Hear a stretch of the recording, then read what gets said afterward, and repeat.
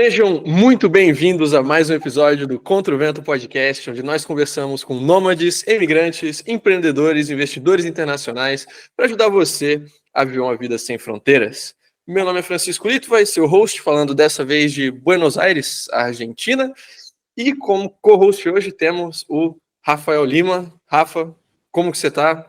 Tá falando de onde? Tentando sobreviver a uma crise de rinite, que esse caloreiro de São Paulo me zoou.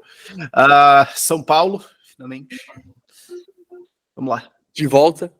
E a conversa de hoje é com o Bruno Musa, economista que já atua há 17 anos no mercado financeiro, é professor no Brasil e na Espanha, além de ser criador dos canais Minuto do Musa, Empreende Educa e Além do Óbvio. E atualmente ele é comentarista de economia e política também, no Linha de Frente, na Jovem Pan TV.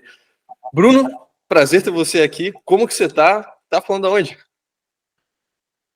Prazer todo meu. Fala, Rafael, Francisco, tudo bem? Obrigado pelo convite, primeiro de tudo. Estou em São Paulo também.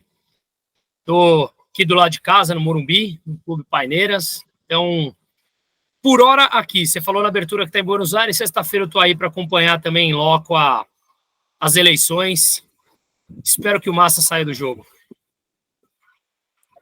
Aqui tá loucura a Argentina desde... Não, eu tô curioso. Eu queria até estar aí, mas não até estar na Argentina durante o segundo turno, mas acabou que não deu, o trabalho pegou aqui, mas em algum ponto no ano que vem eu vou, sei lá, cara. Eu estive no primeiro turno aí, ficamos bastante, eu fiquei o dia inteiro aí com o Marcel Van Hatten, aí ficamos com o pessoal dos deputados do Milei, estivemos no QG dele na hora da contagem com ele, foi um jantar ali com a Vitória, que é a vice. Agora vamos ter que falar disso, pô. Tivemos um bom conhecimento ali na... Argentina agora, não tem como. Agora vamos ter que falar disso, a gente estava planejando outras coisas, mas a gente não pode nesse podcast só falar disso assim, falar, não vamos falar disso. Pois é, por isso que eu falei que uma porta vai abrindo a outra, né? Então, sexta-feira eu vou estar aí de novo e nos encontraremos com essas pessoas. Enfim, vamos ver o que vai dar nisso, mas para capturar o que está vivendo aí em Buenos Aires, no meio desse burburinho todo, né? Não, pera, qual que foi essa de ir pro QG do Milei na contagem de votos? A imprensa internacional? Qual que foi mesmo, né? Esse rolê? Eu estava lá.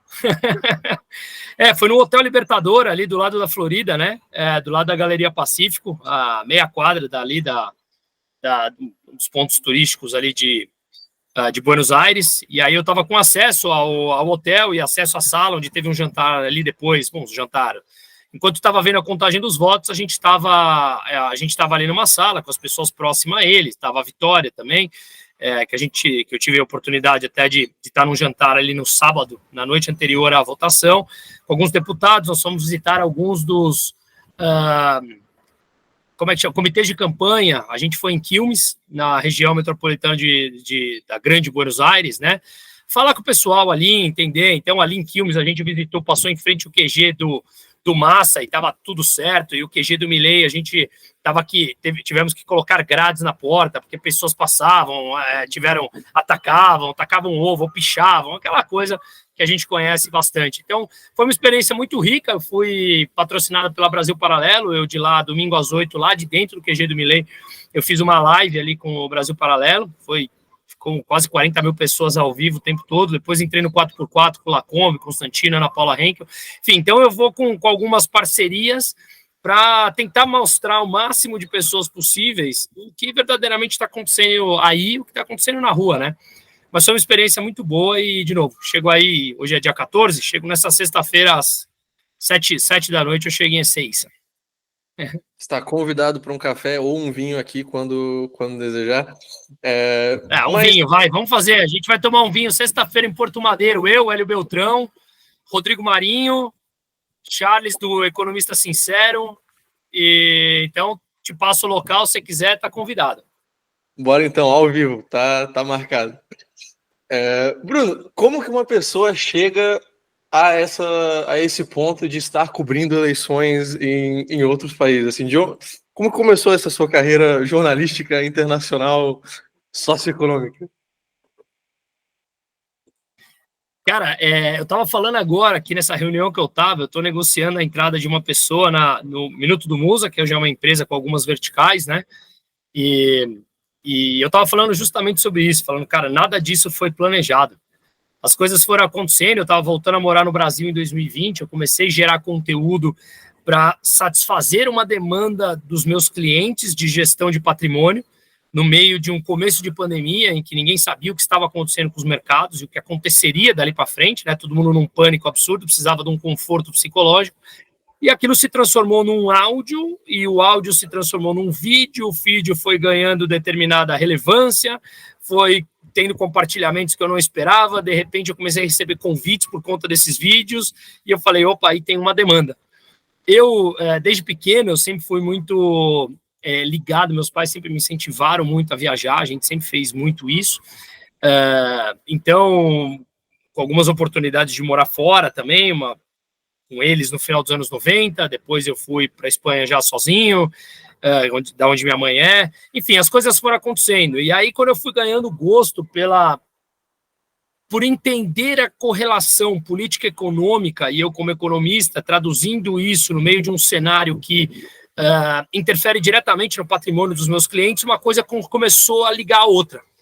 E aí, conciliando a vontade de viajar, a demanda por essas viagens, ou quando começamos a fazer, eu comecei a viajar de férias e produzir conteúdo, esses conteúdos passaram a ter determinada relevância, e a gente começou a sentar e falar, cara, tem um produto aí, tem um produto com uma demanda agregada importante, e aí, como a gente gosta de entender economia sem qualquer tipo de intervenção, é o simples estudo de oferta e demanda. Se você tem demanda e consegue satisfazer através de uma oferta, você basicamente consegue satisfazer o teu, digamos, o teu público consumidor. Então, as coisas foram acontecendo e aí, ao mesmo tempo, eu me tornei pai, eu tenho uma filha hoje que vai fazer 3 anos, um filho de 1 mês e meio, e a paternidade, na verdade, é uma coisa que muda a pessoa, né, cara? E eu comecei a olhar e falar assim, o caminho que o Brasil está indo, o caminho que a América Latina está indo, o caminho que o mundo está indo, não me satisfaz, não é o mundo que eu quero deixar para os meus filhos.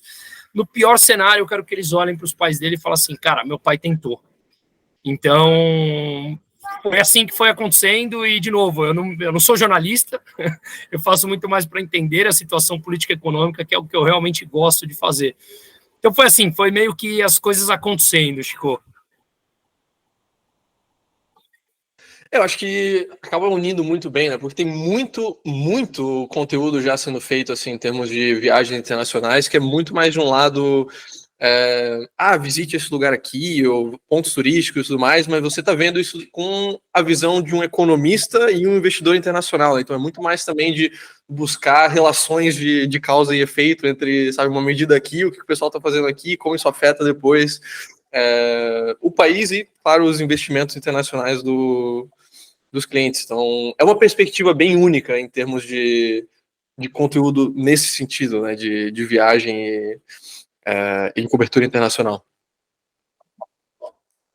E ao mesmo tempo isso me traz, sei lá, alguma experiência para eu poder compartilhar em palestras que tem me chamado ao redor do Brasil, me traz até determinado conhecimento para agregar valor nas carteiras dos meus clientes, da parte de investimento, que sempre foi minha atividade principal, né, e continua sendo.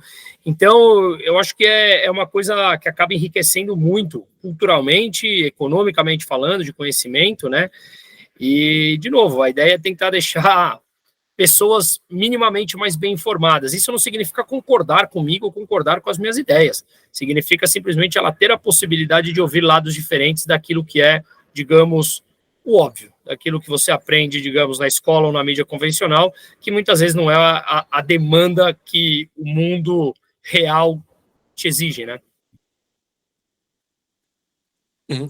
E, assim, como que foi o processo, então, de decidir os países para cobrir, assim, no Além do Óbvio? Porque você cobriu alguns países já relativamente barra pesada também, né? Foi para Venezuela, tá vindo agora... A Argentina não é barra pesada, tudo bem. Mas, né, tá indo para El Salvador. Como foi esse processo, assim, de decisão? Qual que é a lista? Qual que é a lista dos países já cobertos completa para quem não viu nada ainda? Foi assim, na verdade, tinha um casal de amigo meu que morava com a gente na mesma época que a gente na Espanha. Esse cara é o Fábio, que é o que faz comigo Além do Óbvio. E ele estava indo com a mulher dele para passar uma semana em Cuba. E eu tinha ido para Cuba em 2007. E aí eu falei, olhei para minha mulher e falei, puta, vamos também? Topa aí, quer ir conhecer? Ela, vamos. Eu tinha ido em 2007, vamos lembrar que em 2007 foi o ano que eu entrei, 2006 eu entrei no mercado financeiro. Então, a minha visão crítica era completamente outra de hoje, né? Eu tinha, sei lá, tô com 41 anos em 2007, ou seja, eu tinha 25 anos, eu sou de 82, 25 anos.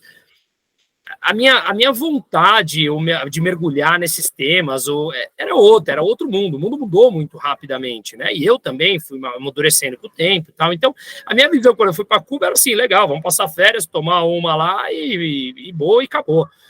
E Cuba mudou muito também, apesar de já ser o caos na época que eu fui, minimamente tinha comida. Hoje já não tem mais comida quase, né? Então, eu descobri isso depois da saída. Então, foi muito rica e ela foi a primeira porta aberta para esse mundo, para mim, que era desconhecido, de viajar, digamos, a trabalho para produzir conteúdo. Então, ali foi Cuba, onde a gente foi despretensiosamente para passar férias. E lá eu acabei produzindo muito conteúdo.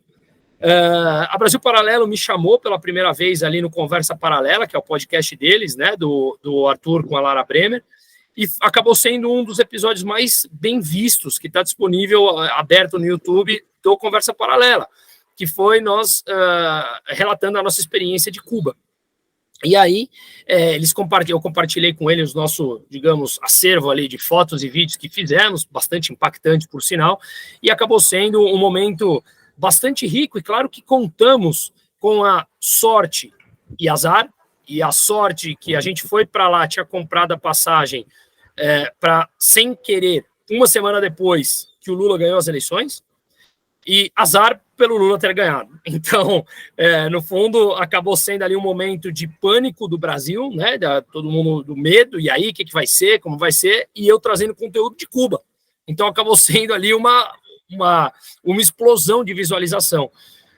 E aí, isso começou, minha cabeça começou, eu sou cheio de ideias, né, cara? Passa ideias o dia inteiro aqui, e aí eu comecei a organizar, e aí um final de semana, eu estava na minha casa aqui no interior de São Paulo, eu tenho uma casa de campo, a gente estava fazendo churrasco, tomando uma cerveja dentro da piscina, eu, Fábio, e eu falei para ele, cara, eu tinha ido outras 2 vezes já, eu falei, vamos para Venezuela produzir conteúdo lá? Aí ele falou, vamos. Eu falei, vamos mesmo? Vamos. Comprou uma passagem ali dentro da piscina no celular. Liguei pro Ferrugem, que é um dos fundadores da Brasil Paralelo, liguei para ele e falei, Ferrugem, sabe o podcast que a gente fez de Cuba? Tô indo para Venezuela. Vocês me chamam para a gente falar da Venezuela? Aí ele falou, cara, vamos ver uma data, sabe aquela coisa de brasileiro falando, vamos sim, passa em casa, mas nunca vai. Vamos ver então uma data que você vai, ele achando que eu tava blefando. Eu falei, eu já comprei a passagem, já reservei o hotel. Aí ele falou, sério? Eu falei, quando? Aí eu falei, daqui 20 dias. Ele, puta, não acredito, não sei o quê, posso mandar alguém da equipe fazer com vocês, acompanhar vocês? Eu falei, porra, lógico, né, cara? Eu tô indo para lá, zero profissionalismo de captura de imagem, de roteiro, esse tipo de coisa. Você tá me mandando uma equipe profissional para criar um roteiro, criar um documentário com equipamentos profissionais. Porra, vamos embora junto. E assim surgiu o Infiltrados Venezuela, em que nós passamos 12 dias por lá, criamos um roteiro, chegamos no Guaidó, fizemos uma entrevista com o Juan Guaidó, que foi o presidente reconhecido por mais de 64 países, inclusive o Brasil na época. Então, dali, as portas começaram a abrir. E aí começou a surgir. Cara, vamos para El Salvador entender o efeito Bukele? Vamos para El Salvador entender o efeito Bukele. E aí a gente tem... então, hoje, até o momento, nós estamos falando que isso faz 1 ano. Então, os países cobertos foram Cuba, Venezuela, Argentina, El Salvador e agora as eleições argentinas. Para esse ano, a gente está esperando, eu quero fazer Índia, e aí a questão é que a América Latina nos prega muitas peças, né? Então, às vezes, você programa um país e uma bomba estoura na América Latina aqui, que é a capacidade de criar problemas na América Latina é um negócio bizarro, né? Então, a gente precisa ir, na verdade, atrás do problema, né? Uhum. Eu acho mais curioso de tudo isso que você já tinha ido 2 vezes para Venezuela antes de preparar essa viagem e já tinha ido para Cuba também, cara. Como assim, sabe? Qual Cara, tem um gosto turístico um pouco questionável, né? Um pouco exótico. Não, cara, sabe uma também? Não sei se alguém já te deu a ideia. Peru ou Equador. Porque Peru teve aquela treta toda deles elegerem o maluco de esquerda lá, que era do Sendero Luminoso, que era um grupo terrorista lá, aí o cara deu o golpe, Foi empichado, aí a vice sumiu, mas já estão querendo tocar a vice para fora também, tá um puta caos. E tem o Equador também, né, que foi que o Correia estourou tudo, agora o país está tomado pelo narcotráfico, mas elegeram Noboa. Pô, e agora, né? Tem o Laço que fez cagada, mas, sei lá, dá para juntar alguma coisa ali, e já estão do lado do outro, né? Não sei. Eu adoraria fechar a América Latina, cara. Eu acho que tem demanda suficiente para isso aqui ao nosso redor. É perto, é mais barato, você tem a facilidade do idioma, né? Então, eu acho que é muito, na minha opinião, a ideia é fechar a América Latina, ou seja, não fechar, mas pegar países problemáticos da América Latina. E também eu gostaria de mostrar muita coisa do Uruguai. A gente fez um episódio do Paraguai, no Além do Óbvio, que foi disparado o que nós tivemos de maior visualização, onde um brasileiro que mora lá há 18 anos, chegou a morar na Suíça, morou nos Estados Unidos, morou no México e escolheu criar os filhos no Paraguai, né? O que é bem além do óbvio, porque quando a gente pensa em Paraguai aqui, o nosso conhecimento raso fala, é muambeiro atravessando uma ponte com muamba nas costas para vender. Mas a verdade é que tem um movimento acontecendo importante no Paraguai aí, que muitas pessoas estão deixando de lado, com impostos muito mais baixos, né, com tentativa de incentivo de atração de empresas, de mão de obra, enfim. Então, eu acho que é mostrar a realidade e uma frase, cara, que você, Rafael, me falou aquele dia lá pessoalmente, que eu nunca mais vou esquecer. Se o brasileiro soubesse como é fácil ir embora do Brasil, o país talvez já tivesse quebrado. Então, às vezes, o pânico das pessoas é tão grande que eles mesmos criam obstáculos mentais, achando que eles estão presos na roda do rato e nasceram para isso e tem que ficar. Por às vezes você tem soluções à sua frente, basta você ter, sei lá, conhecimento, informação e um pouco de coragem, né? Então, acho que passa um pouco por isso. Uma coisa é que a galera fica fixando que você tem que ter passaporte para sair ou você não vai poder ficar lá. Ou, se eu for para o Paraguai, tem que ter um emprego lá, alguma coisa assim. E tipo, não, você consegue um visto de empreendedor para entrar em vários países decentes na Europa por menos de 20 mil euros no total. Paraguai, Uruguai, América Latina como um todo, você consegue deixar residência por ser brasileiro, basicamente. Acho que o Cone Sul todo, Colômbia, um monte de países assim, Paraguai tá lá, a gente chama. Cara, que tá mandando uma puta galera agora pro Paraguai também. O país que a gente mais faz é o Paraguai atualmente. O que a gente mais faz é o Paraguai. Às vezes a galera pergunta assim. É o além do óbvio, né, cara?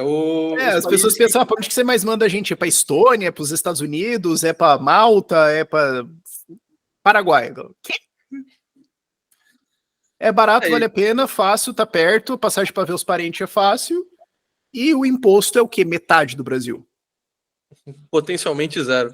Uma coisa que eu acho legal também de você estar basicamente fechando a América Latina inteira é que, ok, o Brasil tem uma história diferente e tudo mais, mas acaba que os países se copiam muito nessa região, sabe? Em termos tanto de problema, como esses países vão ladeira abaixo, assim, a escadinha mais ou menos que o Brasil tá virando a Argentina tá virando Venezuela, Venezuela tá virando Cuba, e o oposto também se aplica, né? Os exemplos bons a gente também tem aqui do lado de Paraguai e Uruguai que estão crescendo bastante, que estão, né, com um nível de segurança melhor, que estão atraindo investimento, enfim.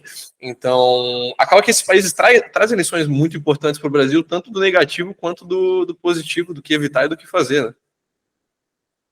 Sem dúvida, cara. Você falou bem, o nome veio disso, é o além do óbvio, né? É o além do óbvio, é mostrar para as pessoas que pode ser mais fácil para ele e às vezes mais perto do que ele imagina, né? A gente está no momento em que a gente vê as pessoas, com grande parte, com, sei lá, não sei, ou medo, ou alguns até pânico, né?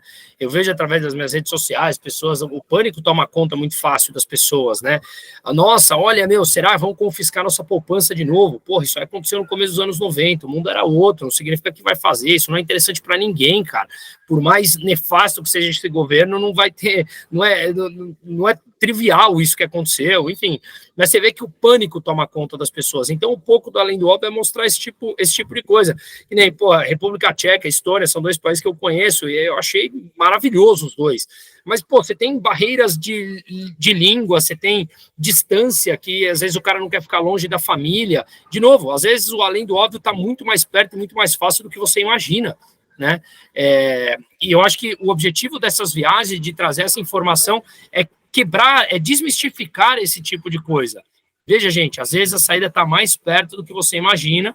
Primeiro, pode ser, não necessariamente você precisa se panicar, Ou se você realmente achar que tem que se panicar, a saída tá aqui. Siga ela, né? Mas, claro, em algum momento você também precisa se deparar com o mínimo de coragem, de ímpeto para você tomar a dianteira e fazer as suas ações. Caso contrário, você vai ficar preso nas consequências das suas próprias ações ou inações, né? Eu lembro daquele cara que a gente entrevistou, que ele era holandês e ele tava na Argentina, e você fica tipo, o quê? Por que alguém holandês ia escolher viver na Argentina? Você tá maluco, mano? Você tem doença mental? O que aconteceu? Era tipo, não, então, eu ganho em euro e eu tô num país onde eu vivo como um imperador e o Estado argentino é extremamente incompetente em me pegar. Então eles nunca vão conseguir me pegar para imposto de renda, essas coisas aqui, né? Esquece. Então, assim, tá, tem a inconveniência de que ter que comprar dinheiro, ver uns malotes de dinheiro e tudo mais, tá, tem algumas coisas assim, mas fora isso, eu consigo burlar por baixo. Aí, você fala assim, pensando bem, faz um certo sentido, né? Não é uma explicação razoável? É uma justificativa totalmente plausível. Tem que curtir uma aventura, né? Tem que curtir uma aventura. Claro, eu peguei um táxi... Eu peguei um táxi em Viena, Rafa, e o motorista falou para mim assim, da onde vocês são? Eu falei, do Brasil. Ele falou assim, porra, meu sonho é morar no Rio de Janeiro. Eu falei, brother, seu sonho é tomar tiro todos os dias? Com todo respeito aos cariocas que estão ouvindo. Carioca, como assim? O Rio de Janeiro, cara, é lindo, maravilhoso. Sempre amei o Rio de Janeiro, mas, cara, o Rio de Janeiro é faixa de Gaza, cara. Uhum. Acabou aquela porra. O que você quer? Como assim? Aí o cara falou, porra, aqui tudo é programado. Eu sei que eu vou sair de casa às 8, às 8h03 eu tô na escola do meu filho, às 8h06 eu tô na frente do ponto de táxi, às 8h07 pego o primeiro, às 8h09 eu tô no destino. Ou seja, é uma vida programada que também enche o saco. Então, assim, o ponto do além do óbvio, o ponto das viagens é a gente aprender também com isso e falar, pare de julgar o cara que toma uma decisão, porque ele também tem os motivos dele, que muitas vezes nós não conhecemos. E quando você escuta, a justificativa dele é plausível, cara, né? Então é isso, é subjetivo, muito pessoal isso, né? Acaba sendo uma questão também da grama do vizinho ser mais verde e da gente buscar aquilo que a gente não tem, sabe? Porque quando a gente trabalha com cliente brasileiro, o brasileiro muitas vezes acaba pegando um asco do jeitinho brasileiro, ou da informalidade das coisas, da corrupção, desse tipo de coisa. Ele quer ir para um país que é mais regrado, mais formal, mais organizadinho. Já muitas vezes o europeu, o alemão, o holandês, tá cansado de burocracia, do Estado se envolvendo em tudo, de ter formulário para tudo que você tem que fazer na sua vida, de ter que, sabe, estar interagindo com instituições e seguindo regras em todos os lugares. Ele quer ir para um país igual o Paraguai, que a corrupção é desenfreada, mas a corrupção também significa que ele dá $100 para alguém calar a boca e parar de encher o saco, e ele segue a vida dele, sabe? Ela sendo o objetivo oposto um do outro. É isso, cara. Viajar é o que eu falo. Eu acho que se você consegue, viajar vale mais do que qualquer pós-graduação, É um conhecimento impressionante, assim, né? Impressionante. Abertura de cabeça em que você começa a entender muito mais sobre você mesmo, na verdade, né? Que é um dos pontos principais que a gente fala muito, eu e o Fábio, cara. Essas viagens todas na América Latina, nesses países caóticos que a gente tem ido, ela fala muito mais também sobre a realidade brasileira do que sobre os outros países, claro, sob o ponto de vista nosso, que moramos aqui no Brasil, né? Um exemplo básico, cara, desses países, eu tive já oportunidade de conhecer uma quantidade relevante de países, eu estive em 65 países, né? Eu não conheço até hoje que eu esteja, me corrija se, por favor, eu não conheço um país em que o nível de preocupação ao sair na rua com roubo de celular, roubo de carteira, estoura vidro de carro, coloca arma no semáforo, esteja tão latente quanto em São Paulo. Eu nunca estive em nenhum país.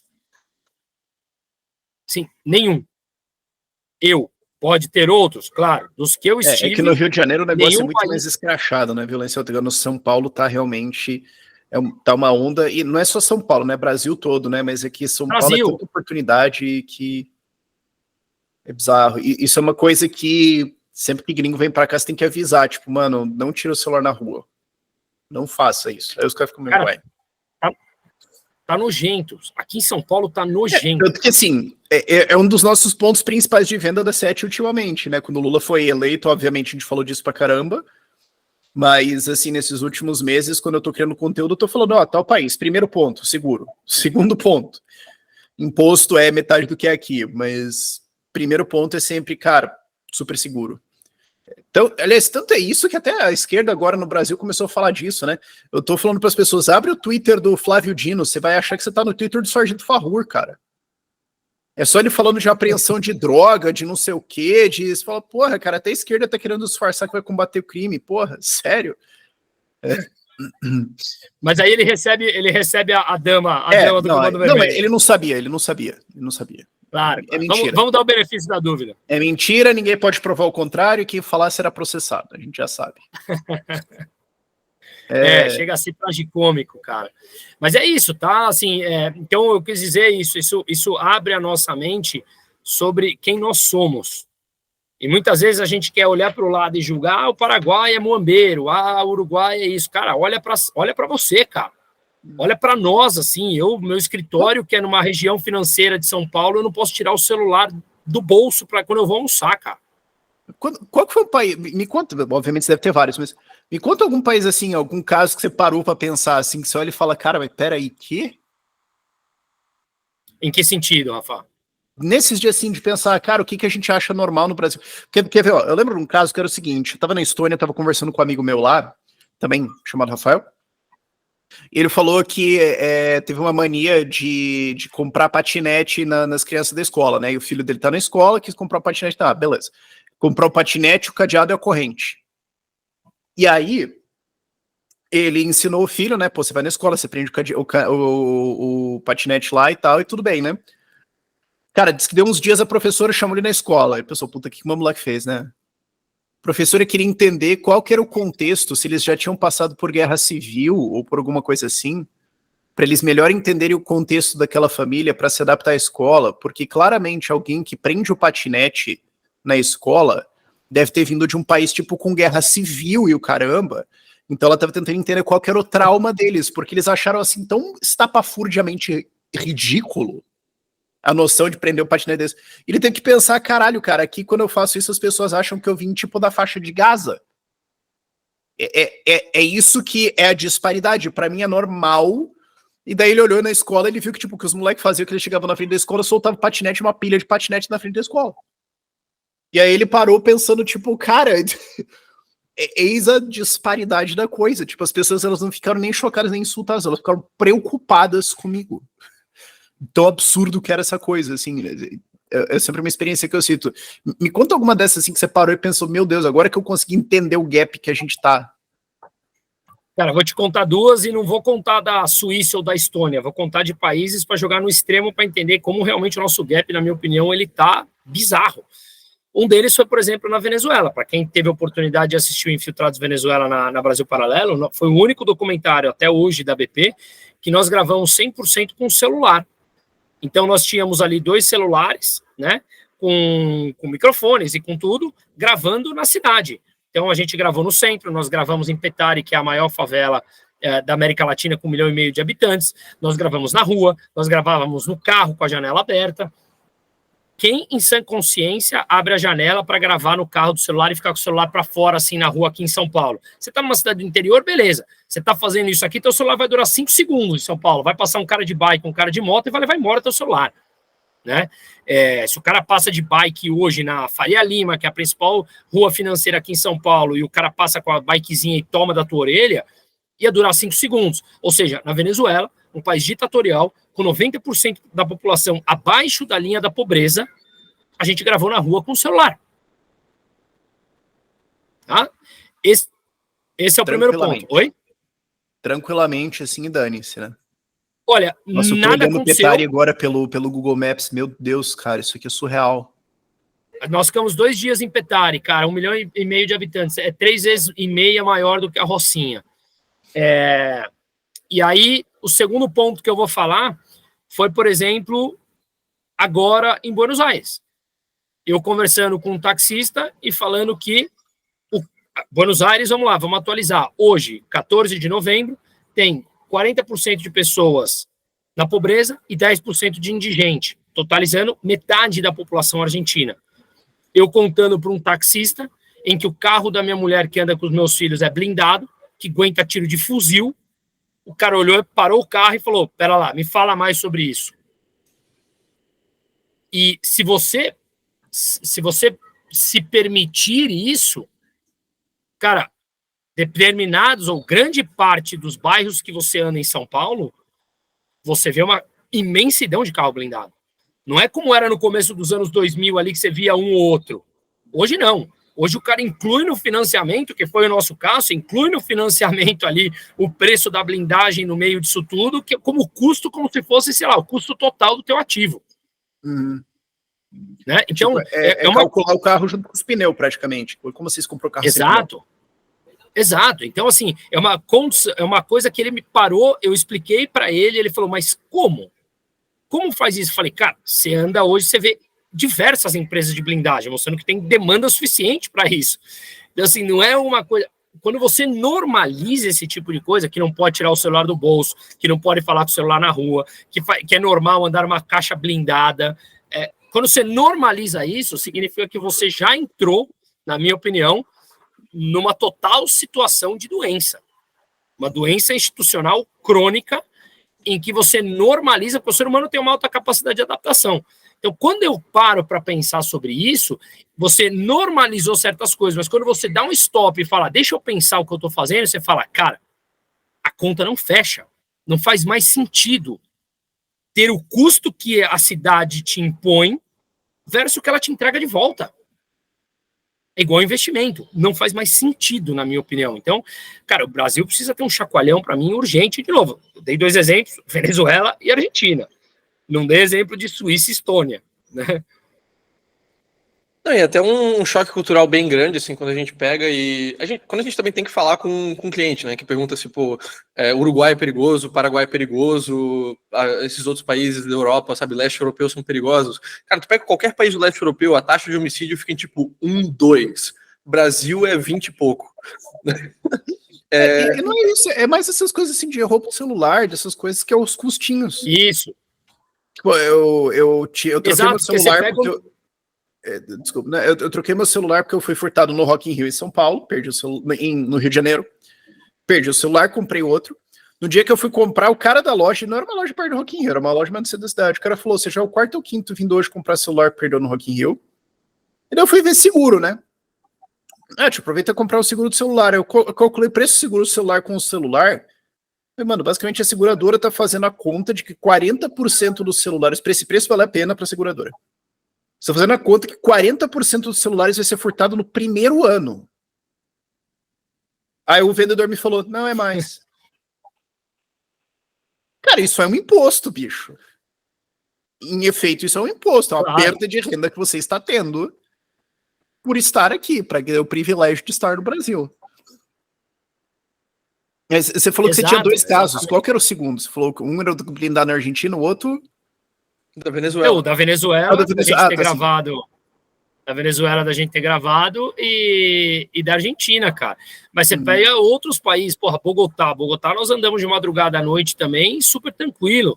Claro, claro que quando você é turista, você não conhece as particularidades do local. Às vezes tá correndo risco que não sabe, né? Exato, muitas vezes você se expõe a um determinado risco que você não está correndo, que você não está sabendo. Mas, por exemplo, a primeira vez que eu estive na Venezuela em 2007, o cara da recepção do hotel falou para mim, não saia na rua sozinho, não saia, nem de dia, nem nada. Hoje já não existe mais isso. Um dos pontos que me falaram é que até os bandidos foram embora, e que o outro ponto é que não tem mais o que roubar das pessoas. Então, o crime não compensa mais. São situações tristes, né? Exato, exatamente, mas tudo bem, mas você andou na rua. Então, se você analisa, como o Francisco falou agora, o número de homicídios no Brasil é 20 e poucos a cada 100 mil habitantes, na Venezuela é 40. Mas, de novo, uma coisa é homicídio, morre gente, guerra de facção ali no morro, em Petare, entra na estatística. Nós estamos falando aqui de uma coisa que priva o cidadão de bem do mínimo uso daquilo que ele consegue comprar, que é um mísero celular, ou um relógio, ou um fone de ouvido que ele sai para correr na rua, ou o que quer que seja. Isso nós estamos muito mais expostos aqui no Brasil, na minha opinião, do que em qualquer outro país que eu visitei. Eu acho que assim, cara, não é assim... que pega pra mim não é o celular, o relógio. É assim, eu não tenho paz, eu não posso estar em paz. Tipo, você anda eu já viajei primariamente pra Europa, você anda na rua, tipo, cara, só tô olhando, foda-se, se desliga esse lado. Mas a minha experiência é que leva 1 ou 2 dias pra você desligar esse lado. Você ainda sai, tipo, do metrô e fica meio... Ah, não, eu tô em Lisboa. Tipo, você ainda demora um tempinho pra desligar o constante estado de alerta. E quando você desliga, você está leve como uma pessoa. Aí quando você... Só que quando você anda em São Paulo, você anda com esse peso. Você não pode ficar de boa. Tipo, é como se você fosse tirar essa paz, assim. Eu acho que isso é o que mais, entendeu? Porque, cara, é uma invasão, né, cara, a você, assim, é uma sensação de impotência por completo. Na semana passada, por exemplo, eu fui dar 2 palestras, uma em Vitória e outra em Goiânia. São 2 cidades que estão completamente tranquilas. Que eu saí, assim, eu me peguei, por exemplo, em Goiânia, os caras falaram super bem ali do governador e tal, que fez um trabalho de, assim, nos bastidores, falou, ó, polícia, pegou bandido, pode apagar, né? E que realmente você não tem mais roubo em Goiânia. Mas eu vi um cara, eu tava, por exemplo, no farol, assim, um amigo foi me buscar no aeroporto, e aí eu tava no farol, assim, e eu falando no celular, obviamente lá os carros não tem esse, igual aqui em São Paulo, carro blindado, passou um cara do meu lado, eu coloquei o celular debaixo da minha perna. O cara olhou para mim e falou assim, o que você está fazendo? Sabe quando eu me peguei até envergonhado do meu ato, de ter sido um ato sem eu perceber, de esconder o celular, que é o que você está falando. O teu nível de alerta que você precisa aqui em São Paulo, parece que você não desliga de você. Então, quando você vai para outro lugar, cara, você leva isso junto contigo. Né? Quando eu saí, por exemplo, em Vitória à noite, para sair para correr na praia, os caras, porra, pode ir tranquilo. Sabe quando eu falo assim, não é possível, alguém está me pegando uma piadinha. Como assim, tranquilo? Estamos no Brasil. E não, de fato não, cara. Tem capitais ali, essas 2, por exemplo, que eu citei, as pessoas realmente me passaram uma total tranquilidade. Mas São Paulo realmente está uma situação precária de segurança pública. Precária. Mas se me deixar, eu entro na minha... Eu entro em modo campanha vereador 2024. Não me deixa. Isso é outra discussão. Faça isso, Rafa. Tem meu apoio, já te falei. Não, eu vou, mas eu só tô dizendo, não é no espaço podcast aqui. Essa discussão é para outro momento. Tem algum outro assim, grande diferença comportamental que você viu nas pessoas, principalmente nesses países que você foi, assim, que são mais ditatoriais, de esquerda, que a gente teme que o Brasil acabe se tornando, como Cuba, como Venezuela, assim, além da questão da segurança, teve, sabe, alguma diferença que você vê em como as pessoas agem, na cultura das pessoas por estar vivendo num regime daqueles? Você se adapta, né, Chico? As pessoas se adaptam àquilo. Então, você percebe que o ser humano, ele passa a entender que aquela é a situação dele e que ele precisa se adaptar àquilo e tentar tirar o melhor proveito daquela situação que tem. No fundo, isso é um pouco do que acontece no Brasil também, né? Grande parte das pessoas se adaptam àquilo, são menos combativas, simplesmente vão atuando, e vão tocando a sua vida à maneira de cada um, né? A maneira que você pode. A verdade é que viver num país daqueles te exige uma alta necessidade de se adaptar. Você se adapta a ficar calado, você se adapta a ser constrangido, você se adapta a ter medo de falar as coisas, mas no Brasil está acontecendo isso. Eu vejo grande parte das pessoas que me reconhecem ali por redes sociais e me param na rua, não é pelo meu conteúdo econômico, olha que legal, é mais por, cara, obrigado por falar coisas que eu não posso falar, né? Aí eu falo, pô, mas por que não pode falar? Porque a empresa me priva, ou eu tenho medo. Pô, mas você tem medo do quê? Ou seja, o medo, ele é alguma coisa muito real já nessas sociedades, né? Mas você se adapta, as pessoas simplesmente precisam se adaptar, porque no fim do dia você precisa levar comida para tua casa, para teu filho, para tua família e tudo mais, né? Então é uma situação extremamente degradante, assim, na minha opinião, que a gente vive. Eu sei lá, por alguns ideais, nós temos todos aqui, o Rafael, você, cada um expõe e vai dar a cara a tapa por motivos diversos, mas a grande parte da população tem medo hoje de fazer isso, né? Isso já é uma realidade no Brasil. Mas falando, você pediu dessas diferenças, mas uma semelhança, por exemplo, eu como economista, economicamente, eu não acho que o Brasil vai virar uma Venezuela nem uma Argentina, mas a situação jurídica brasileira, do judiciário brasileiro, é rigorosamente igual aos primeiros movimentos da Venezuela em 99. Então, eu não acho que economicamente o país vire. Juridicamente, a gente já está nessa direção. E acaba que, né, o lado legal, o lado jurídico, puxa o econômico a médio e longo prazo. O panorama jurídico da sociedade pode acabar baixando o nível econômico dela se você tiver uma instituição assim, nível Venezuela, eventualmente o país tende a uma direção, né? Apesar de que não é algo de um dia para a noite, igual também não foi na Venezuela. E eu sinto que, assim, quando você olha para trás na história, é fácil, tipo, você ver, sei lá, na página da Wikipédia, você vê, em 98 foi tal coisa, 2002 foi tal, não sei o quê, aí 2005 foi tal coisa. Se pensar, poxa, é que é muito fácil você ver os numerozinhos. Agora, quando você tá vendo de dentro, é fácil você perder noção das coisas, não entender o que está acontecendo, não entender os movimentos, não lembrar do que era 2 anos atrás ou 3, e de repente, quando você vê, a tua história está no Wikipedia. Exatamente, essa é uma frase também muito forte que me falaram muito lá. Falaram assim, olha, nos primeiros anos os movimentos eram muito pequenos, as mudanças eram muito pequenas no dia a dia, mas quando a gente olha 10, 15 anos atrás, tudo mudou. Ou seja, no dia a dia pouco muda, você não percebe. É aquela história do sapo na panela quente, né? Então você coloca o sapo na panela quente, a água vai esquentando aos poucos, aos pouquinhos, até que o sapo se adapta àquela temperatura. Se você coloca ele numa panela já de água fervendo, ele simplesmente explode. Então, a alta capacidade de adaptação das pessoas mostra que, pouco a pouco, você vai se acostumando a isso, né? O que, cara, é revoltante. É simplesmente revoltante, porque essa pauta econômica, a gente pode aprofundar nela. Eu não acho que o Brasil vire uma Venezuela, uma Argentina, porque, sei lá, a pauta de diversificação da economia brasileira é muito maior. A sociedade hoje com o celular na mão tem muito mais exposição às bizarrices que estão acontecendo. Por exemplo, quem disse que, sei lá, 20 anos atrás o Lula não recebeu alguém do PCC lá no Palácio? Só que você não tinha alta velocidade de internet para a gente divulgar isso, todo mundo saber e tal. Eu acho que isso é um freio para esses populistas ditadores, né?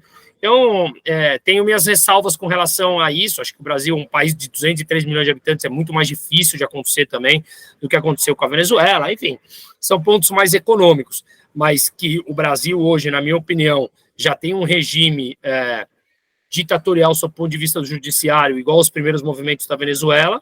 Cara, se não é igual, o caminho tá bem sério. Quando você percebe um movimento de pessoas na sociedade com verdadeiros medos de expressar a sua mera opinião, algo já deveria te dizer sobre essa sociedade, né? O que eu falo é que vontade não falta, né? Se a gente não tá lá, não é por falta de vontade de quem quer fazer. É por outras coisas. Aliás, outra coisa também que eu fico curioso, que é assim, a minha opinião é que no Brasil a gente tem mais instituições de proteção. A rede de defesa é mais forte. Talvez seja por ter as pessoas mais religiosas, talvez seja por instituições, talvez seja por existir outras forças econômicas no Brasil que vão ser contra. Enquanto a minha impressão é que na Venezuela não teve e na Argentina ou não teve ou estavam junto. A igreja estava junto, talvez, pessoal, e facilitou acontecer essas coisas. Mas estando lá, você também teve essa impressão ou como as defesas já foram, você não consegue mais ver o que acontece? Cara, você não consegue mais ver. Hoje, por exemplo, discutir sobre... Essa foi uma das verdadeiras lições que eu estive lá. Foi boa pergunta, cara. Assim, eu cheguei querendo debater ou conversar com as pessoas sobre esquerda, direita. Eu percebi que eu estou completamente fora no tempo ao discutir isso. A pauta não é essa. Então, realmente, esses pontos que você colocou na tua pergunta, realmente já foram engolidos por toda a situação que eles estão vivendo hoje. A pauta não é nem mais como tirar o Maduro, porque ninguém mais acredita que o Maduro vai sair, né? A questão é como eu me adapto da melhor forma possível, dado que agora ele está deixando um mínimo de capitalismo acontecer para alguns. Então, lojas voltaram, lojas de carro, lojas da moda, restaurantes voltaram. Ele precisa de dólares, de um mínimo de dólares ali para viver, porque a sociedade estava na rua disposta a tomar tiro, porque ele não tinha mais comida. né? Então, ele permitiu essa, digamos, mínima abertura aí para deixar a sociedade respirar e tirar as pessoas da rua. Então, as pessoas saem da rua e voltam à luta de tentar levar um pão para casa à noite para comer, já facilita a vida do ditador, né? Você aperta um monte, solta um pouquinho, aí parece que melhorou. Exatamente. Então o cara já dá aquele respiro e fala, nossa, melhorou a situação, agora eu consigo levar um pão para casa. Você dissipa a massa das ruas, que obriga, quando a massa está na rua, obriga forças do Estado, que é caro a manter na rua. Tem uma série de custos políticos e financeiros, né? Então, mas hoje, no dia a dia, essas instituições todas já estão completamente engolidas e fazem parte da burocracia estatal por completo da Venezuela. Então você não consegue mais ter essa distinção. Já não é mais um tópico, entendeu, Rafa? Já não é mais uma discussão. Isso aí já passou. Já foi, já está engolida. E como é que é isso daí conversando com... Porque assim, você consegue ver um degradê, digamos assim, entre isso, Argentina, Brasil, e ver um contínuo e ver aonde que os pontos estão, assim, você consegue, tipo, conversando com as pessoas na Argentina ali... especialmente porque o resultado do Milei foi abaixo do esperado e, pô, sei lá, se o Massa roubou, se não, como é que é a opinião dos argentinos nisso, acho que é até mais legal, onde que a gente está em relação a eles, assim? Cara, eu acho que eu vejo uma semelhança muito grande, eu não sei se o Chico que está lá agora em Buenos Aires percebe isso. Eu tinha ido em julho em férias com a minha família para Buenos Aires, agora fiz o primeiro turno, vou lá agora, na Venezuela, em Cuba. O sentimento é o mesmo e eu começo a perceber esse sentimento aqui no Brasil. Não sei se vocês concordam comigo para te responder. A sensação é de resignação, ou seja, cara, tanto faz a política, não me importo mais com ela, não muda nada, é mais do mesmo, é sempre o mesmo, cara. O cara entra, fala um monte de lorota, promete uma série de coisas e no final do dia eu tenho que ralar com 3 empregos para levar o pão para minha filha, enquanto os burocratas estatais, especialmente de esquerda, estão lá surfando uma onda de milionário, entendeu? Então, você chega uma hora em que você sente uma falta de esperança das pessoas. Tipo, você vai voltar? Tanto faz, cara, não vai mudar nada a minha vida. E eu senti um pouco disso em Buenos Aires também, sabe? Em julho, quando eu fui. Claro que agora está mais acirrado, que está já no segundo turno, mas eu senti lá em julho uma coisa assim, tanto faz, cara, sabe? Ah, o Milei tem uma pinta de maluco, a Patrícia é mais do mesmo, o Massa é o kirchnerista aí, ou seja, tá tudo ruim, vai continuar ruim, tá ruim. Eu nasci na Argentina ruim, meu pai cresceu na Argentina ruim, nós tivemos alguns respiros de anos bons, mas, cara, é isso, a nossa situação é essa. E da Venezuela eu senti isso também, as pessoas, porra, a minha realidade é essa, infelizmente, minha realidade foi nascer aqui, ou eu fujo, em Cuba pior ainda, e eu sinto isso um pouco no Brasil, né? Vai chegar as eleições, claro que a gente viveu agora uma polarização muito grande por uma série de temas, talvez até por conta de pandemia e tal, mas no fundo, se a gente analisa as eleições dos últimos anos, é mais do mesmo, né? É uma coisa assim, tanto faz, cara, um é pior, outro é menos ruim, né? A população é uma descrença em quem vai tomar conta, digamos, da burocracia do país. Então, eu senti muito isso em todos esses países que para mim é chocante, cara. Para mim, isso, na verdade, é chocante. Você abre mão e quando você abre mão, ao mesmo tempo, você facilita o caminho dos piores a chegar, né? Bem aquela teoria de Hayek mesmo, né? Os piores chegam ao poder ali, né? Eu notei isso. Eu tenho um amigo também, o Bruno Souza, ele foi para Cuba também, e ele observou um negócio que ficou na minha cabeça, cara. Foi assim, o começo de uma tese. Ele falou, ficou em Cuba os depressivos. Porque quem tinha vamos fazer, vamos resolver e tudo mais, que ficava vivendo dos bicos, fazer alguma coisa, deu um jeito de ir para os Estados Unidos, deu um jeito de sair. Ficou quem não consegue organizar ou montar uma força de vontade para sair.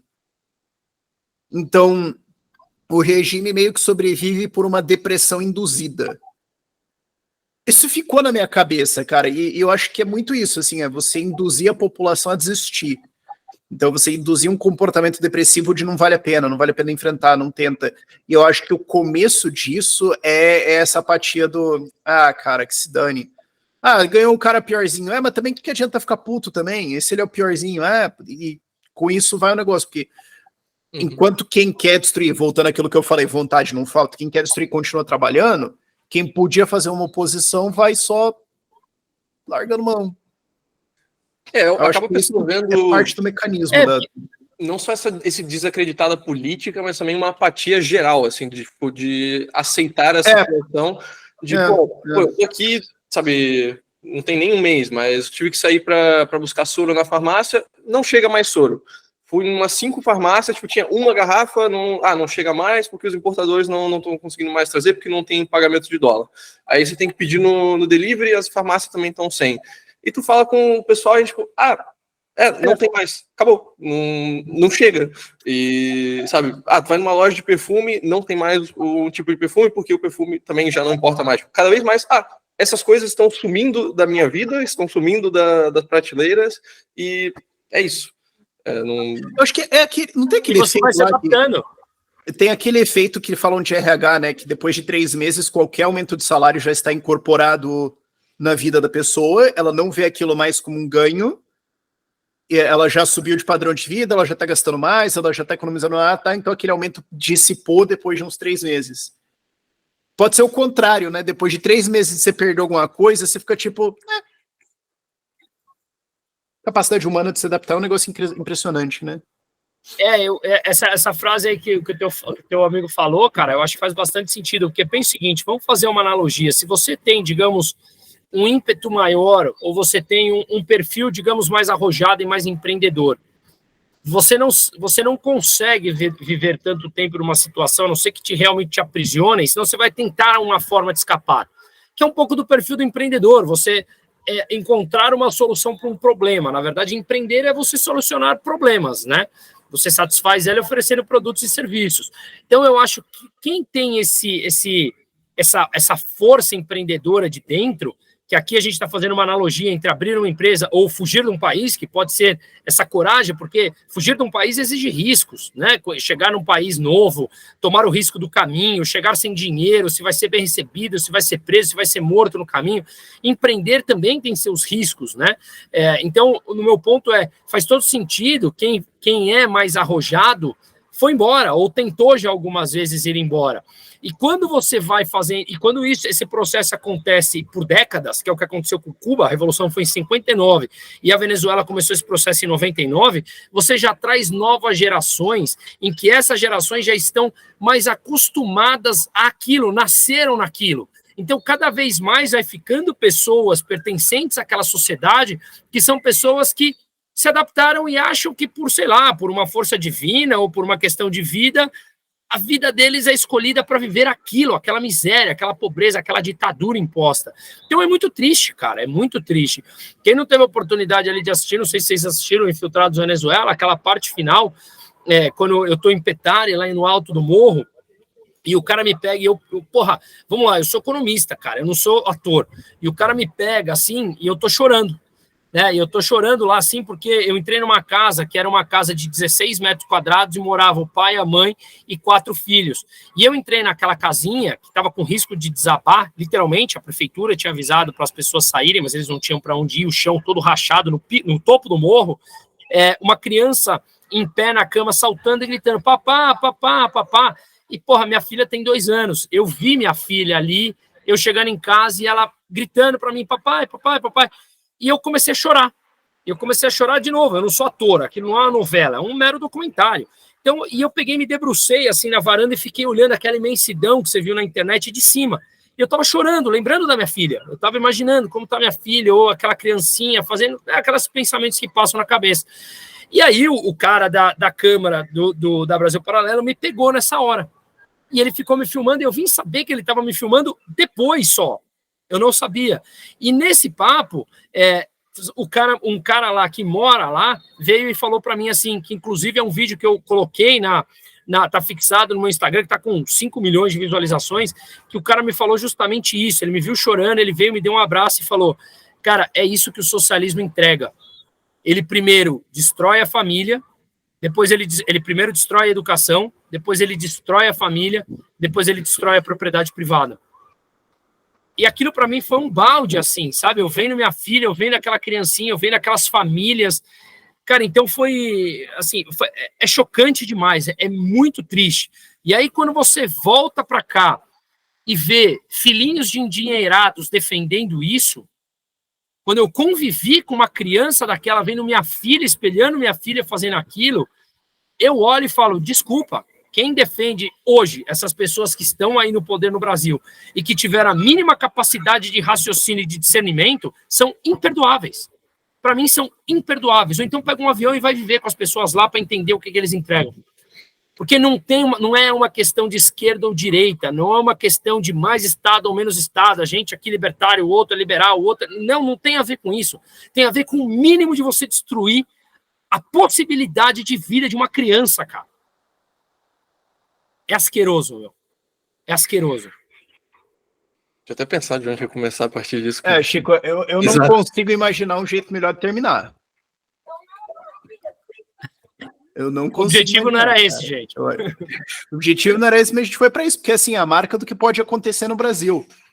É marca do que pode acontecer aqui, do risco que está aqui. Não à toa a gente chama a nossa revista da Sete de Rota de Fuga, né?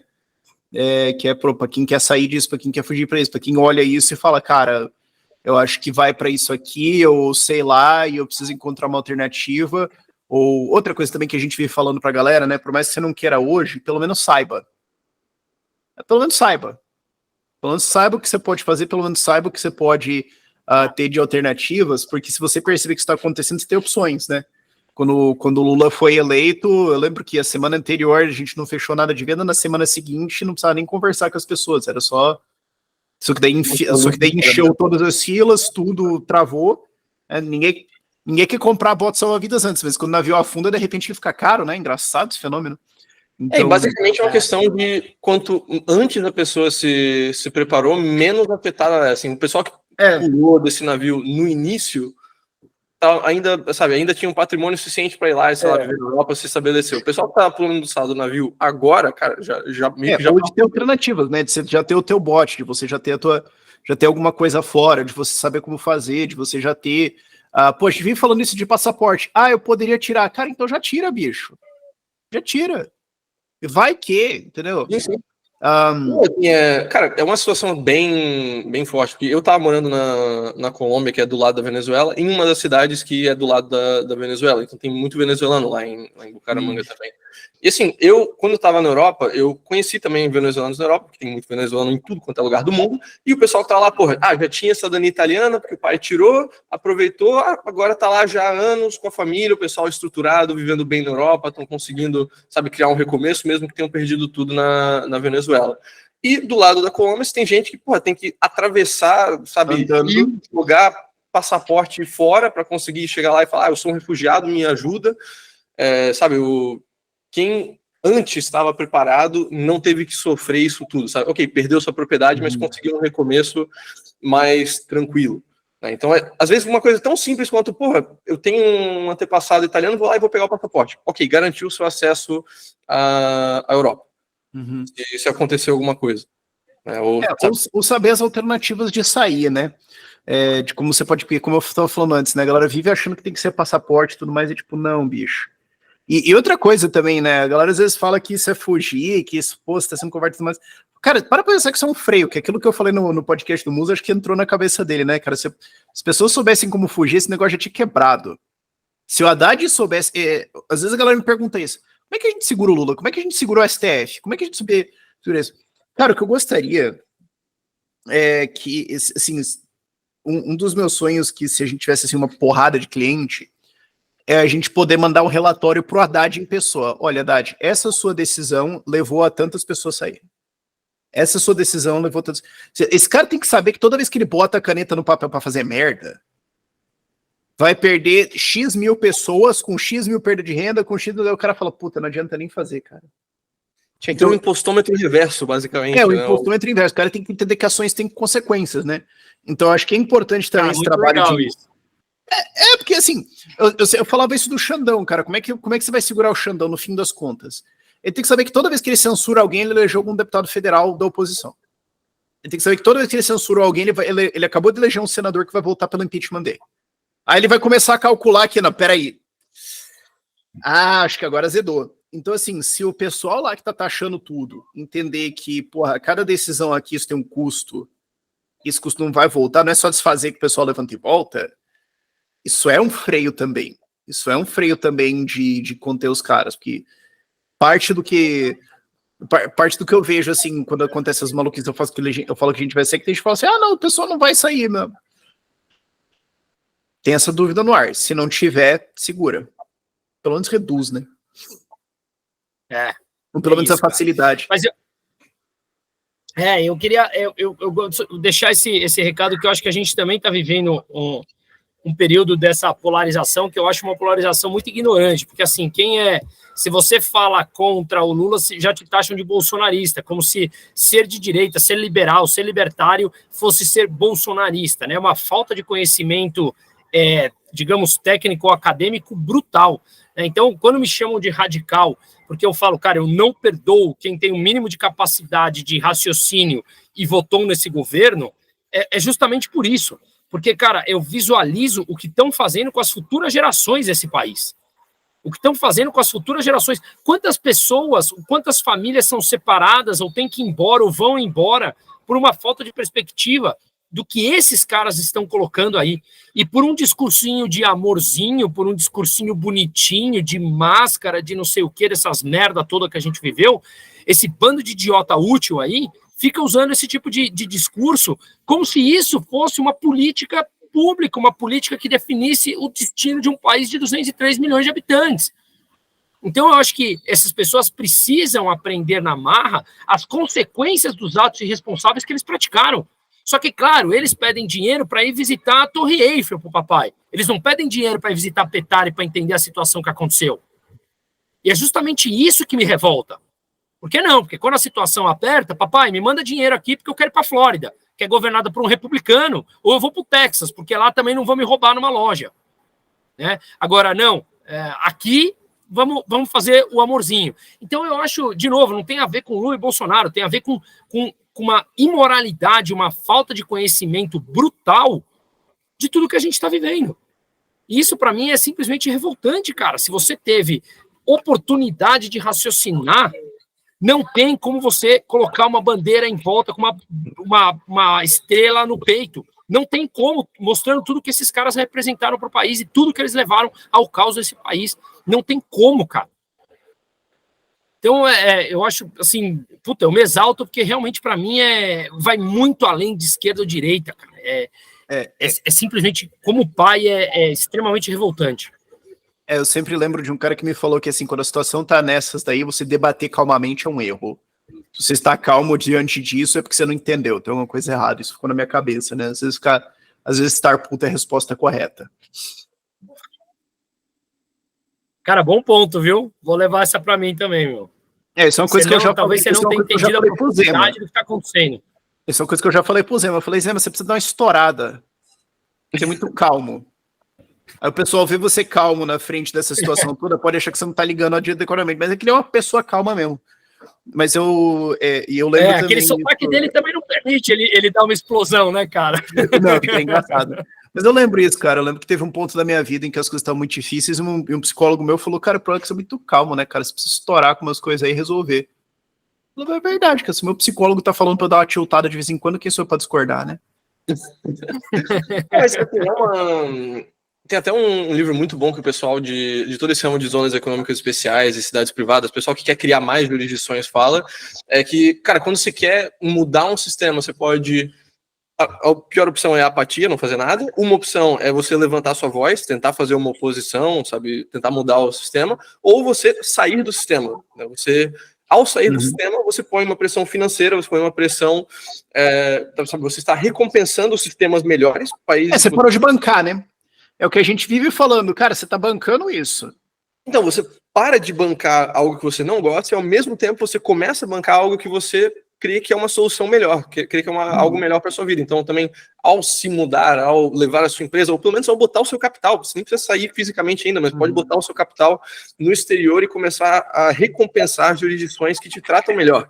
Você indo para um Uruguai, indo para um Paraguai, esses países crescem mais e outros países começam a ficar ligados que, isso aqui é uma história de sucesso, vamos ver o que eles fizeram, vamos copiar para tentar seguir esse mesmo caminho. Né? Então acaba criando um incentivo positivo para mais países adotarem aquilo e um incentivo negativo para o seu país deixar de fazer o que está fazendo. Eu preciso fazer um vídeo uma hora, queria até saber a opinião do Musa sobre isso. Depois que acabar a guerra Ucrânia e Rússia, seja lá como for que acabe, tem uma bomba atômica que a Ucrânia pode jogar na Rússia, que não tem nada que a Rússia possa fazer contra. Que é virar um dos países mais economicamente livres do mundo. E puxar... Um país mais economicamente o quê? Livres do mundo. E Livres. puxar os cérebros russos, puxar as empresas, puxar as pessoas e crescer economicamente pra caramba, porque não tem nenhuma a Rússia simplesmente não tem nenhuma defesa contra isso. Eu vou virar uma potência econômica do teu lado, eu vou puxar tudo de você que presta e vai ficar o lixo. E aí tá, invade de novo daqui 20 anos, quero ver. Cara, bom ponto, eu não tinha pensado sobre isso, faz total sentido realmente, né? Faz total sentido. Eu gostei dessa frase que o Chico falou, que teria a ver com isso também. Quando você sai do sistema ou manda para outro lugar, você privilegia aqueles que te tratam melhor, né? Que é o que a gente faz com um produto ou serviço. Então isso poderia acontecer também com a Ucrânia, bom ponto, realmente. Ponto super interessante mesmo, que a gente faz isso, sei lá, com um restaurante, o cara te trata mal, você vai no restaurante ao lado. Por que a gente não faz também privilegiando aqueles países que te tratam melhor, né? Eu acredito que por falta até de conhecimento, né, cara, que eu acho que é um trabalho muito rico que vocês têm a fazer e mostrar para todo mundo e que, de novo, é isso. Eu também quero, que eu falei para vocês, fazer a consultoria com vocês, porque eu estou nesse ponto, né? Agora, com as redes sociais crescendo, com a empresa online crescendo. Tá no mínimo protegido, né? Se o Xandão der uma carecada, você tem que ter como não passar fome com isso.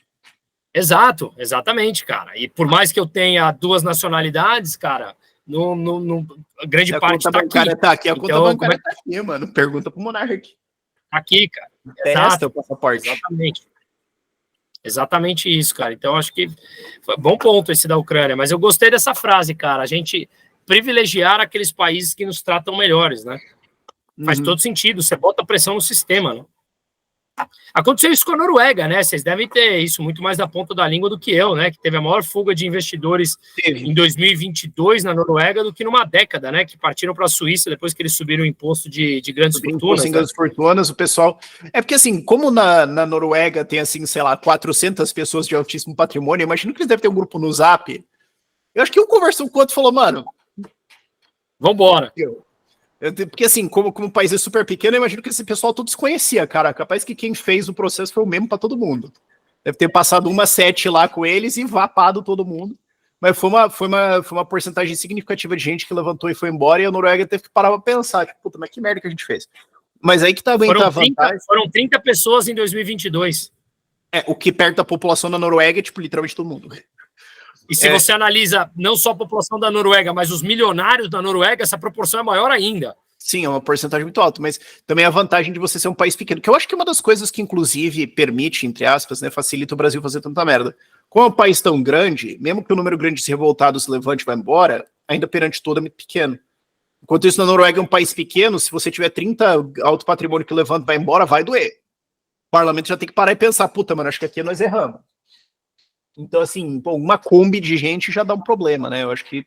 Mas aí é outro argumento para federalismo, descentralização, competição, que é para outro podcast, eu acho. Exatamente, cara. O que eu acho também é que muito da... talvez até um discurso bastante crítico, mas eu acho que grande parte, não podemos nunca coletivizar, afinal de contas somos totalmente contra isso, mas grande parte, talvez, da elite brasileira, cara, na minha opinião, é um dos grandes problemas do Brasil, cara. A elite brasileira, no geral, com as suas exceções, é uma elite bastante apodrecida, em que qualquer vírgula para fazer parte do sistema, adoraria fazer parte do sistema. Não, mas isso também é uma coisa, né? A galera fala assim, liberal e libertário adora defender a empresa. Não, a gente adora defender a liberdade e concorrência, mas o que tem empresa que sempre vai querer entrar para governo é uma coisa. Agora, assim, no que você falou tem uma coisa importante, né? Você tem sempre a galera corporativista. Eu não me surpreendo quando uma empresa resolve ser corporativista. Eu não me surpreendo quando os caras pagam lobby para ir lá para Brasília para ele ganhar uma vantagem. Eu me surpreendo quando o cara vai e defende socialismo. Os dois estão errados. Agora, assim, eu consigo entender que está no seu melhor incentivo você não pensar em morais, não pensar em valores e tudo mais, e cavar um espacinho econômico para você. Se é um psicopata, mas tá. Agora, tem uma frase que eu sempre lembro de um cara que é um grande liberal aqui do Brasil, que ele fala, cara, mas como o rico brasileiro adora pagar a corda que vai enforcar ele, né? como o cara adora doar pra ONGzinha de esquerda que no fim das contas vai eleger socialista, você tá pagando a corda que vai te enforcar, você não tá entendendo. E os caras não entendem. Não consigo entender mesmo, cara. Eu tava vendo até um vídeo de um cara que eu fui no podcast, inclusive que é lá onde eu gravo, não sei se vocês seguem ele, o professor Marcelo de Andrade, e ele tava fazendo um react ali daquele ano, não sei das quantas, aquele mongol lá, comunista lá. Um do Zé Paredão lá, sim. E ele tem um podcast com outras pessoas lá, né? E um deles, ele tava lá, o cara criticando pra caramba o capitalismo, não sei o que, papapá. Aí, de repente, ele com bandeira, boné do comunismo, a foice e o martelo e tal. Aí, de repente, ele fala assim, calma, agora é momento publicidade. Microfones não sei das quantas, áudio não sei das quantas. E aí a gente começou a falar assim, bom, primeiro de tudo, o cara é comunista, mas faz propagandas para ganhar em cima disso. Beleza. O cara já é um hipócrita. Marketing, né? O cara já é maluco. E ele não tá anunciando o arroz integral da MST, ele tá anunciando microfone. Não, exato, tá anunciando agora. Mas pensa do lado da empresa. A empresa aceita um comunista fazer propaganda dela quando ele prega que a empresa dele deixa de existir. Afinal de contas, se o cara defende o comunismo, as empresas não seriam mais na mão do privado. Então, alguém no social media fez esse patrocínio aí sem pensar muito. Não. É o que a Renata Barreto fala. Olhem os seus departamentos de marketing, olhem o que eles estão fazendo. Que às vezes o pessoal tá viajando, mas, cara, sei lá, às vezes o dono da empresa mesmo é comunista, cara. Acontece. É uma coisa também engraçada, né? O cara de esquerda é bom de negócio. Você fala, cara, mas como é que você consegue compactar essas duas coisas no mesmo cérebro?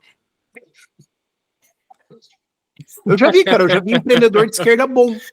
Olha, eu falei, cara, mas como é que você consegue ser um empreendedor bom e achar que o Boulos é um cara legal? Como é que as duas informações cabem no mesmo cérebro? Não é engraçado, cara? Sei lá, acho que a psicologia tem que estudar esse fenômeno, cara. Tem uns negócios que a ciência tem que estudar mesmo, porque a gente tem, cara. Ou nós estamos malucos e não entendemos mais porra nenhuma, viu? Porque realmente... ou errado tô eu, né? Às vezes você olha e fala isso, errado tô eu, né? Não sei. Exato. Na sala sou eu. Não sei. Enfim, Chico, tá foda, cara. Mais uma coisa que estamos em aberto? Creio que seja isso. Só... acho que talvez o único tema assim, que eu gostaria de botar um último comentário, que uma coisa que me deixou assim, bem alegre vendo, são vídeos em relação ao próprio El Salvador, que é um país que teve a maior taxa de homicídio do mundo por um tempo, e que agora, com a situação de segurança no novo governo, você começa a ver vídeos de gente voltando, que é uma coisa que dá esperança também, assim, não é um caminho necessariamente sem volta, se um país, sabe, se põe muito violento, se põe muito pobre e tudo mais, é algo que, com as condições certas, o Brasil melhorando, tem muita gente, muito brasileiro que já está no exterior que adoraria voltar. Não é quando a gente assim, sai do Brasil, não é porque tá dando as costas, é algo que nunca mais quer ver para a vida inteira. Muita gente tem vontade de voltar e é o que a gente está vendo em El Salvador agora, de vários salvadorinhos voltando para o país e, finalmente eu posso andar na rua, sabe? Posso fazer o que eu quiser sem ter medo de gangues. Então, acho que isso é um exemplo positivo. A gente falou tanto de Venezuela, Cuba, situações negativas, mas acho que isso é um exemplo muito positivo de um caso que o próprio Bruno está cobrindo no Além do Óbvio, né, de El Salvador. Cara, a gente vai subir ainda todo o documentário que a gente está editando sobre El Salvador, mas basicamente eu acho que vale uma reflexão aqui, talvez eu posso deixar essa reflexão no ar e já me convido para a gente fazer um documentário só a respeito disso, porque tem muito a ver com as ideias que nós pregamos, ou uma reflexão sobre as ideias que nós pregamos, que eu acho que caberia, sei lá, 1h30, 2 horas de papo, pelo menos aí. Que é basicamente o seguinte, El Salvador chegou a ter a maior taxa de homicídio por 100 mil habitantes do mundo, como você falou, e hoje, há 1 ano e meio, ela é o país mais seguro do mundo, ela é mais seguro, sob esse ponto de vista de métrica, né, sob essa métrica, do que a Noruega. Tá? Então, tem menos mortes por 100 mil habitantes do que a Noruega. E como isso aconteceu? O Bukele, ele é um presidente novo, tem 39, 40 anos, ele foi prefeito de 2 cidades, incluindo San Salvador, que é a capital, é um país pequeno, e é um país em que morria, na média, ali, 20 pessoas por dia, no auge da maluquice que eles viviam. Resumindo aqui muito, se eu, por exemplo, se eu morava de um lado da rua e, digamos, meu primo morava do outro, eu poderia ter ficado anos sem vê-lo, porque basicamente o bairro ao lado do meu era controlado pela gangue rival e, portanto, eu não poderia entrar naquele bairro que eu simplesmente tomava um tiro no meio da rua. E eu estou falando isso literalmente. Eram duas gangues, a 13 e a 18, em que cada um controlava um bairro. Então você passou muito tempo sem ver a tua família porque a gangue não permitia que você entrasse no bairro deles, tá? Então, como mudou isso? O Bukele entrou, ele fez alguns acordos, digamos, nos deixa um pouco em paz, mas obviamente você não faz acordo com bandido, esse acordo durou pouco, até que no final de semana morreram 88 pessoas, e ele falou, chega. Ao longo desse tempo ele veio construindo o que hoje é a maior prisão da América Latina, acho que cabem 65 mil pessoas, e ele prendeu todo mundo, ele colocou mais de 60 mil pessoas em cana, incluindo pessoas que eram conhecidos, amigos, familiares dos guerrilheiros, dos gangues, né, do pessoal da gangue, que não os denunciaram. Então, para isso, ele levantou os direitos constitucionais, ele instalou um estado de sítio, que ele vem prorrogando a cada mês, e a questão é, ele vai se tornar um ditador à direita, aproveitando esse vácuo de poder, ou não? E mais, como ele controla um país que chegou ao caos total, não é nem à beira do caos, ao caos total, se ele não tivesse uma mão mais firme? Levantando, ele pegou e falou, olha, os direitos humanos, vocês calem a boca ou vão embora do país, aqui vocês não vão ter mais vez. E já soltaram por volta de 3 mil pessoas que foram consideradas inocentes, porque, de novo, é uma guerra. Na guerra, infelizmente, morre gente inocente, na guerra, infelizmente, vai presa gente inocente. E eu vi ali, entrevistei pais de pessoas que estão em cana, pessoas que foram para a prisão também de forma inocente, falaram, cara, eu entendo que isso foi um movimento atípico, porque não dava mais para viver num país assim, né? Só contextualizando, essas gangues surgiram ali nos anos 80 em cidades como Los Angeles, nos Estados Unidos, porque eles tiveram uma guerra civil ali nos anos 80, muitos fugiram para os Estados Unidos, criaram essas gangues lá, especialmente em Los Angeles, muitos deles foram deportados nos anos 90, voltaram para El Salvador, e quando voltaram eles já estavam com as gangues instituídas, e o país foi piorando, piorando, piorando, e chegou realmente na beira de um caos. E aí a questão é, legal, o Bukele hoje tem 96% de aprovação, ele vai se tornar um ditador com 96% de aprovação, onde ele permitiu que as pessoas voltassem a sair nas ruas, as crianças brincar na rua, sim ou não? E se acha quem é contra, como é que ele conseguiria negociar com pessoas que são aquelas caras inteiras tatuadas, que simplesmente dá um tiro na testa e deixa teu corpo lá no chão, porque não tinha polícia, não tem Estado, não tinha absolutamente nada para controlar. Então, como fazer isso? Eu acho que cabe até uma discussão interessante, mas a situação de El Salvador basicamente é essa. E para finalizar aqui, sobre essa minha fala, tem recomendo um documentário que chama La Vida Loca, A Vida Louca, que está aberto no YouTube.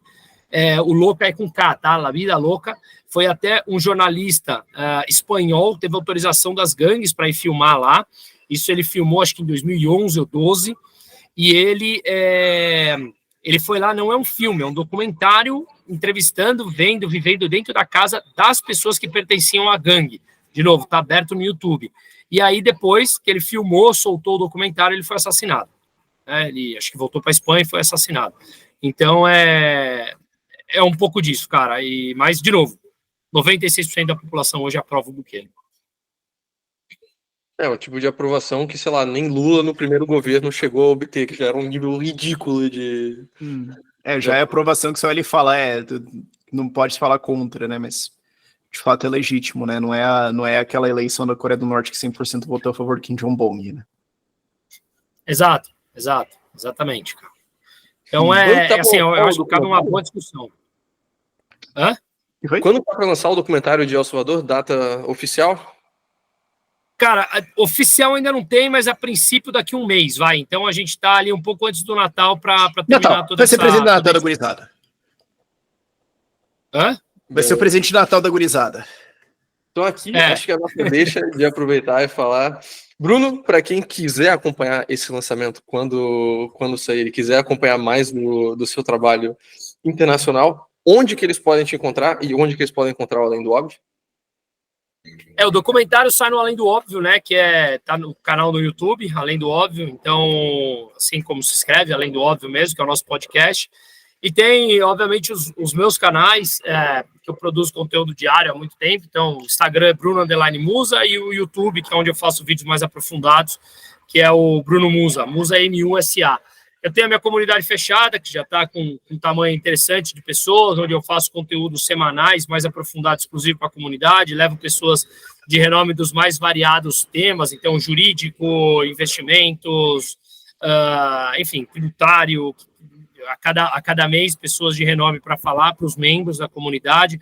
A gente faz encontros mensais ao vivo, fazemos encontros trimestrais presenciais para quem pode, resenhas de livros, filmes, enfim. Então, ali, o grande objetivo dessa comunidade está disponível no meu site, brunomusa.com.br/comunidade, é justamente juntar pessoas de pilares parecidos, né, que buscam liberdade individual, liberdade empresarial, liberdade econômica, tem pilares parecidos de valores morais, éticos, esse tipo de coisa, estimular negócios entre as partes. Então, eu fico feliz que já começou a surgir negócios entre as pessoas. Ou seja, se eu vou, por exemplo, na padaria e um dono da padaria é um esquerdista e o cara da minha comunidade é dono da padaria do lado e é um cara que preza pela liberdade, por que eu vou na padaria do esquerdista? Deixa eu ir na padaria do cara que preza a liberdade com a gente. Ou seja, então ali o foco é a gente criar um ambiente de negócios. Tem o dono de uma rede de restaurante bem grande aqui, posso falar, o Coco Bambu, ele está lá e tem um médico que queria fazer um evento de medicina e eu juntei as duas pontes e ele fez o evento dentro de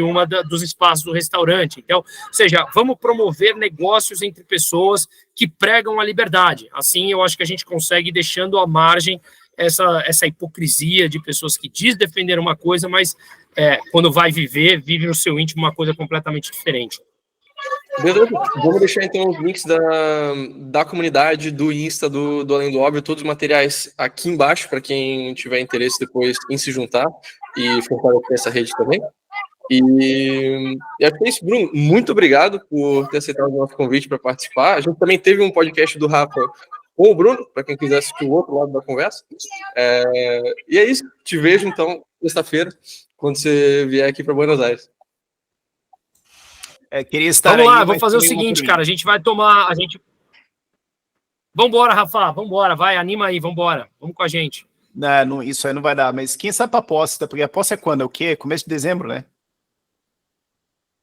Não sei, a posse eu não sei. Vai vir para a posse do Mas Massa? Não é garantido, né? Porra. Compra depois. Beleza, então, bora lá.